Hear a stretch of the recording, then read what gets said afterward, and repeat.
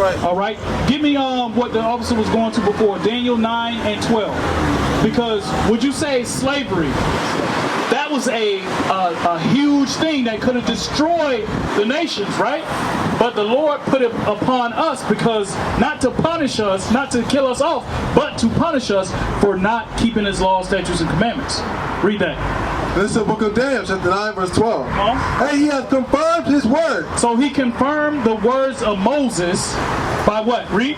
Which He spake against us and against our judges that judged us. So He spake it against us, His chosen people. That's right. When you hear us, it's talking about a certain group of people, because not everybody went into slavery on slave ships. Right. Right? No. Read on. Judge us by bringing upon us a great evil. The great evil was that we went into slavery on slave ships. Right. That when we got over here to this part of the land, we were beat, we were whipped, we were sold by the Arabs, the white man, and the so-called Africans. Because there's a difference between black people and Africans. There's a difference. Everybody knows that. We're not Egyptians. All right? We are not Egyptians. We're going to get that in a second. Finish this out. Great evil. For under the whole heaven has not been done as has been done upon Jerusalem. Jerusalem meaning the children of Israel. All right, is that it on that one? Give me put a difference between the Egyptians and the Israelites. All right. Leviticus, is it Exodus 11 and 7? Yes, sir. All right, give me that. Because we are not Egyptians. Our people, we grew up with this mindset that, oh, we are the ancient Egyptians. We are not. God's, let me put it like this. God's chosen people are not the Egyptians. Right? Read that. This is the book of Exodus, chapter 11, verse 7. But against any of the children of Israel shall not a dog move his tongue. That means nobody shall talk against the children of Israel. It says not even a dog shall move his tongue. Read. Against man or beast, that ye may know how that the Lord doth put a difference between the Egyptians. He puts a difference between the Egyptians and who? And Israel. And the Israelites. Give me Ezekiel chapter 29 and verse 14. Because a lot of our people go around and say, they talk about the Egyptians, King Tut, Cleopatra. Cleopatra was an Edomite. She was a white woman that they painted to be a black person.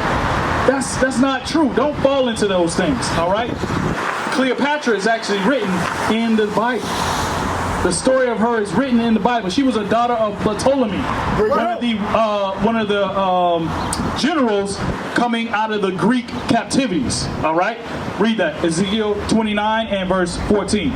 This is the book of Ezekiel, chapter 29, verse 14. And I will bring again the captivity of Egypt. So the Lord spake by the prophet Ezekiel, saying, I will bring again the captivity of Egypt. Read. And will cause them to return into the land of Pathros, into the land of their habitation. Come on. And they shall be there a base kingdom. Egyptians shall be a base kingdom. That's right. This is the Lord speaking. Shalom, Israel. This is Bishop Nathaniel. I want you to know that you can view all our Sabbath classes live on IUIC TV. That's right, I said on IUIC TV. Download the app today. Shalom. Egyptians are a base kingdom. That's not anything to be proud of. If you're on the bottom, God prophesied that He was going to put you on the bottom. That's not something to be that is to be esteemed. Okay, we should not esteem to be Egyptians. We should not. That's not a good thing. All right, read on. It shall be the basis of kingdoms. Meaning it's going to be the bottom of the bottom. That's right. The basis of kingdoms. When you build a house, you build it upon a foundation, otherwise known as a base. All right, everything else goes on top. So when it comes to kingdoms, don't think that, oh yes, Egyptians is the base is the best. No, it is the bottom of the kingdom. Read that from the top, verse 15. Verse 15. They shall be the basis of the kingdoms. Neither shall they exalt themselves any more above the nations, for I will diminish them, that they shall no more rule over the nations. So the Lord will diminish the Egyptians. Why? The Egyptians put God's chosen people into captivity. Right. So he's not going to allow them to rule. Right. All right. Same thing with the so-called white man, the so-called Arabs. They put us into captivity. Give me that in Joel chapter 3 and verse 3. All right. Because the Lord has a controversy with these nations. They have taken us and they've changed our mindset to be after them, where God says, no, follow my law, statutes, and commandments. Come back and serve me righteously. All right. Joel 3 and 3. Read verse 3. This is the book of Joel, chapter 3, verse 3. And they have cast lots for my people, and they have given a boy for an harlot, and sold a girl for wine, that they might drink. Right, so they cast lots for our people. Casting lots when we was in Egypt, right? When we was being sold to the Arabs, right? By again the Arabs, the white man, and the so-called African.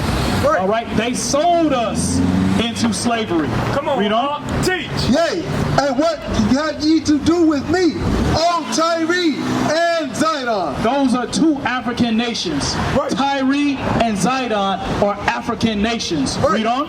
And all the coast of Palestine. And Palestine, the Arabians, the Arabs. All right. He says, what you have to do with me. Read on. Will ye render me a recompense? And if ye recompense me, swiftly and speedily will I return your recompense upon your own head. So the Lord ain't playing.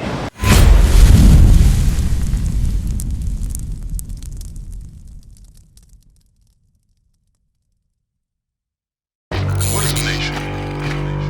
Nation is family. Nation is community. Nation is men leading by example. Nation is women's support. Nation is children with role models. Nation is unity. Nation is you. It's nation time.